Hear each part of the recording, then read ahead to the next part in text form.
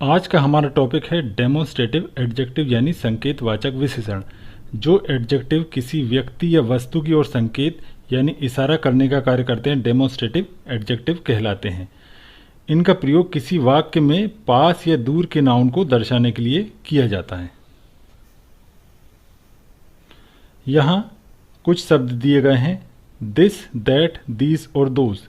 इनका प्रयोग हम डेमोन्स्ट्रेटिव एडजेक्टिव के रूप में करते हैं। तो हमारा फर्स्ट वर्ड है दिस। दिस का अर्थ होता है यह। इसका प्रयोग किसी नाउन को दर्शाने के लिए किया जाता है जब वो सिंगुलर हो यानी एक हो और पास हो। नेक्स्ट हमारा वर्ड है दैट। दैट का अर्थ होता है वह या वो। इसका प्रयोग हम तब करते हैं जब कोई नाउन सिंगुलर हो यानी एक हो और दूर हो। नेक्स्ट हमारा वर्ड है दीज। दीज का अर्थ होता है ये। इसका प्रयोग हम तब करते हैं जब कोई नाउन एक से अधिक हो और पास हो। नेक्स्ट हमारा वर्ड है दोज। दोज का अर्थ होता है वे या वो। इसका प्रयोग हम तब करते हैं जब कोई नाउन एक से अधिक है संख्या में और दूर है। दिस, दैट के साथ हम सिंगुलर वर्ब का यूज करते हैं और दीज और दोज के साथ हम प्लूरल वर्ब का यूज करते हैं। इनका प्रयोग हम एडजेक्टिव की तरह भी कर सकते हैं और प्रोनाउन की तरह भी कर सकते हैं।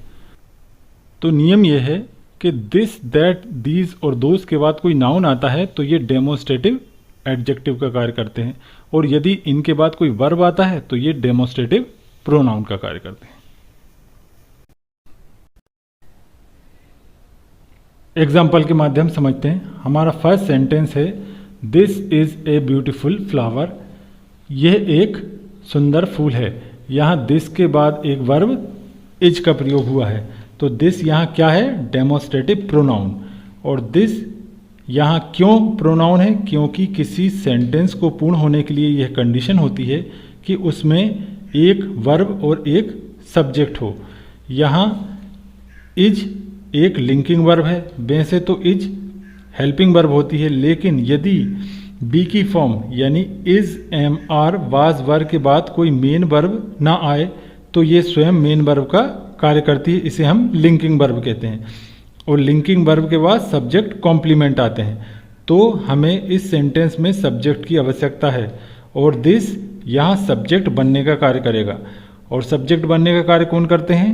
नाउन या प्रोनाउन। तो इसलिए दिस यहाँ क्या है? प्रोनाउन। क्योंकि ये किसी नाउन को डेमोन्स्ट्रेट करने यानी दर्शाने का कार्य करता है, उसकी ओर संकेत करने का कार्य करता है, इसलिए दिस क्या है? Demonstrative pronoun.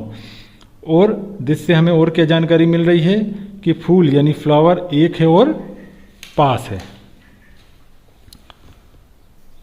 नेक्स्ट सेंटेंस है this flower is beautiful.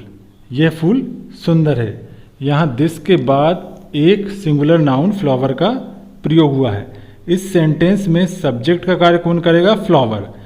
Flower जो कि एक नाउन है, तो हमें यहाँ सब्जेक्ट की आवश्यकता नहीं है। तो दिस क्या कार्य करेगा? ये फ्लावर नाउन को क्वालिफाई करने का कार्य करेगा, उसके बारे में अतिरिक्त जानकारी देगा। और नाउन को क्वालिफाई कौन करता है? एडजेक्टिव। क्योंकि ये डेमोन्स्ट्रेट करने यानी दर्शाने का कार्य करता है, उस किसी नाउन की ओर संकेत करने का कार्य करता है, इसलिए दिस क्या हो गया हमारा यहाँ पे? Demonstrative adjective. नेक्स्ट सेंटेंस है दैट इज माई हाउस। वह मेरा घर है। यहाँ दैट के बाद वर्ब का प्रयोग हुआ है, तो यहाँ पे दैट क्या हो जाएगा हमारा? Demonstrative pronoun. और दैट से हमें क्या जानकारी मिलेगी कि घर एक है और दूर है। दिस और दैट के साथ हम सिंगुलर वर्ब का यूज करते हैं। नेक्स्ट सेंटेंस है हमारा दैट हाउस इज माइन। वह घर मेरा है। अर्थ पिछले सेंटेंस के समान ही है, बस लिखने का तरीका बदल गया। यहाँ दैट के बाद एक नाउन हाउस का प्रयोग हुआ है, तो दैट यहाँ क्या है? Demonstrative adjective.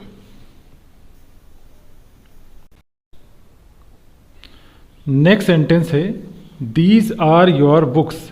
ये तुम्हारी किताबें हैं। यहाँ दीज के बाद वर्ब का प्रयोग हुआ है आर का, तो दीज यहाँ क्या है? डेमोन्स्ट्रेटिव प्रोनाउन, क्योंकि यदि दिस दैट दीज दोस के बाद कोई वर्ब का प्रयोग होता है तो ये प्रोनाउन का कार्य करते हैं।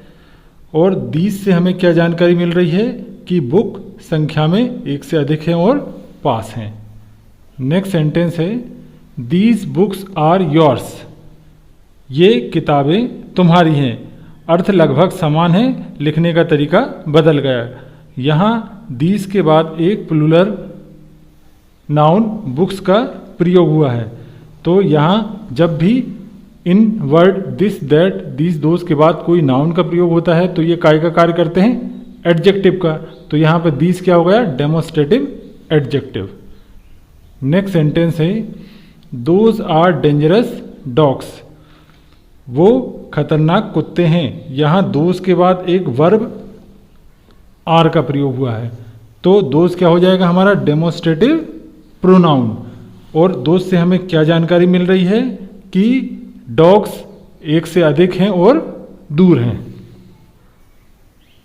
नेक्स्ट सेंटेंस है दोज डॉग्स आर डेंजरस, यहाँ दोज के बाद एक प्लूरल नाउन डॉग्स का प्रयोग हुआ है, तो यहाँ पे क्या हो जाएगा दोज हमारा डेमोस्ट्रेटिव एडजेक्टिव, क्योंकि यदि दिस दैट दीज दोज के बाद कोई नाउन का प्रयोग होता है तो वो काय का कार्य करते हैं, एडजेक्टिव का।